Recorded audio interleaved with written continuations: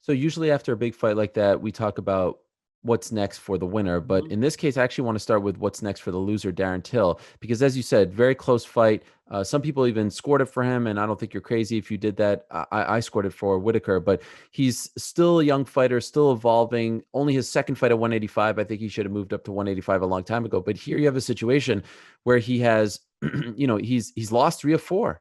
Is it a situation, in your opinion, where the UFC should almost like give him a couple of winnable fights just to build him back up, or do you not think that's the case with him? Sadly, that's not the business we're in, right? That's not boxing. You don't get like when you're number 6 guy in the world, you usually are going to fight somebody else in the top 10. And that's just the business we're in.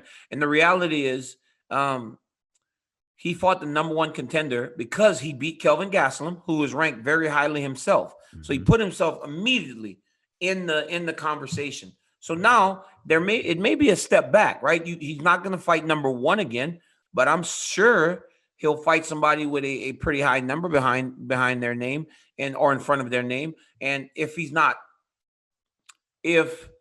he is the type of guy that wants to just reinsert himself immediately, the name will be bigger.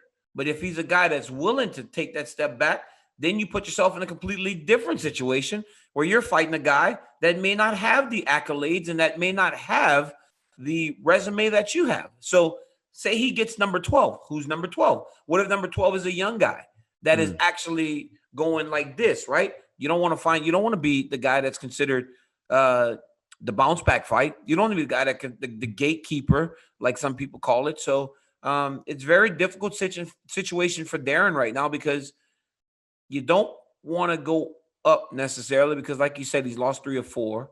And up there is Yoel Romero and Robert Whittaker and those guys. And if you go back, because think about this. What if Edmund Shabazian wins?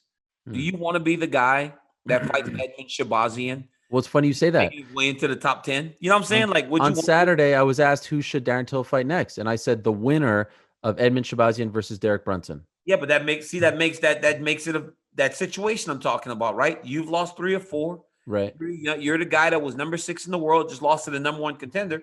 You may fight a guy if Shabazian wins, who's number 10 now, but he's rolling, right? He's rolling. He's the young hot thing. When you were once that. Now you're going back, trying to reset while this kid's freaking storming downhill. How do you take that in terms of your ego? Like, am I just the guy that's supposed to propel this kid to the next level? Because that's what the public's going to see, right? A name that they know. Yeah, you could either sell it 2 ways, though, right? You could say, okay, Till gets a chance to bounce back against a blazing hot Edmund Shabazian and stop the hype train, or Shabazian gets a name like Darren Till on his record. Absolutely. But then that's what I'm saying, right? Like you end up, it's a very tough situation because he's so highly regarded and he's so highly ranked. You don't just get some random person. I think those times where you got ranked fighters fighting guys that just weren't ranked or experienced, those times are passing because now as we get further into the pandemic and they understand how to make the matchups they want to make work, they're just matching you up correctly. Right before we saw, it was the kid at 125 that fought. He fought Tim Elliott when he made his UFC debut. That doesn't normally happen, right? I called that fight. That doesn't normally happen. A guy taking a fight on short notice, fighting the number 8 guy in the world. Well, it happened because we're in the midst of a pandemic. They wanted to keep Tim Elliott on the show. This kid was making his debut. That guy generally would not get that opportunity. They would match Tim Elliott up with someone else that was ranked, and I think those are the types of matchups that we're going to see again. And because of that, Darren's going to get another top 10, top 12 guy. So you don't like my Shabazian Brunson angle? I think it's a great fight. Either one. Maybe Romero Hall, the winner of that fight. But again, dude, you see. Well, he's got to fight someone. What do you mean? No. Do you understand what I'm like? You yeah, said, I understand what you're saying, but there's no one. Do they think about it? Young guy that has all this potential. People love him. Do they give him winnable fights? Well, you look at those aren't winnable fights. I agree with you. There's nowhere to run at this point. He doesn't want that.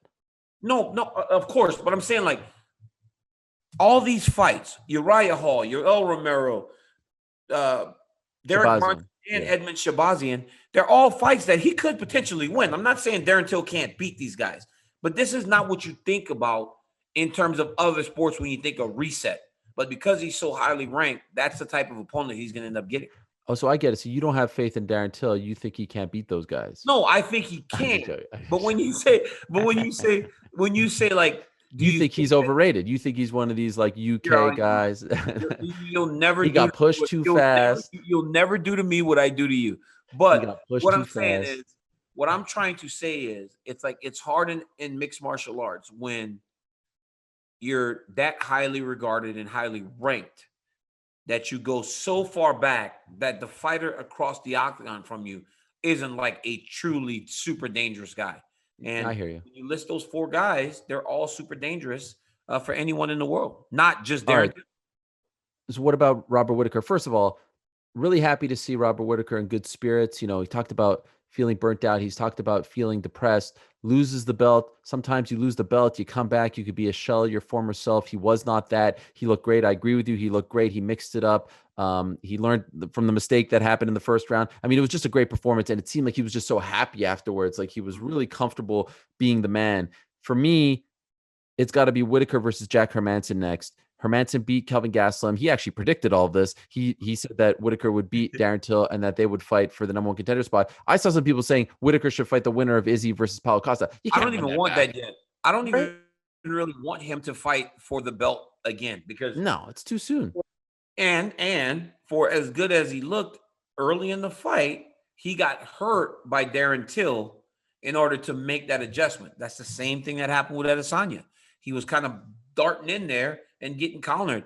And I just think that, man, Adesanya is a very difficult matchup for Rob. Jack Hermansson, that works. What about Darren Till saying that he thinks that Israel Adesanya is an easier fight for him than Robert Whittaker because Izzy just has one style. He's striking. He doesn't mix it up as much. I think some people would hear that and be like, that's a crazy statement. You're saying that the champion is an easier matchup for you than the guy who just beat you. But do you understand what he's saying when he says that? He said that in the post-fight press conference. I do. Styles make fights, right? Styles make fights. And he understands that he's fighting a striker. And guess what else? The champ recognizes it too because he said it himself. I still want to fight Darren. The striking is beautiful. He understands that if he fights Darren Till, it's a striking fight. And those are the types of events that he wants to be involved in. So, yeah, I think because Izzy's not trying to take him down and he doesn't have to respect that part of the game, it might be a better matchup for Darren Till. But Darren Till is still as dangerous as anybody in the world. I want to state that for a fact. He just has fought the best of the very best. I mean, you can make a case that that performance was actually more impressive than the Gastelum fight, a fight that he won. You know, he's dropping Whittaker and all that stuff. Let's not talk like Darren Till has fought scrubs, right? Who's talking that? I'm just saying, like, I'm saying for the world, right? When people are going, oh, this guy maybe. Hey, Darren Till lost a title fight. Darren Till lost to Jorge Masvidal, who 2 weeks ago, was the belle of the ball. And then he just lost to Robert Whittaker. So in those 3 fights, he has lost to 3 of the absolute best fighters in the entire world. So people need to go, if you're one of the people that wants to try to write off Darren Till, you're out of your mind.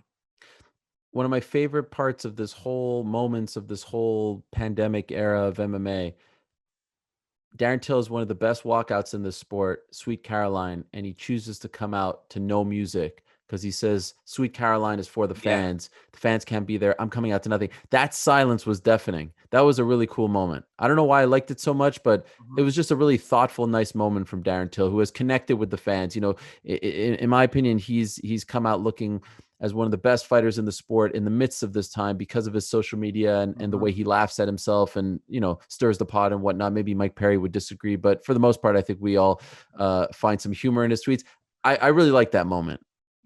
For me, it spoke to, like you said, the development of Darren Till overall as a person and certain people have grown through this pandemic, which sounds crazy, but Darren Till's one of those guys.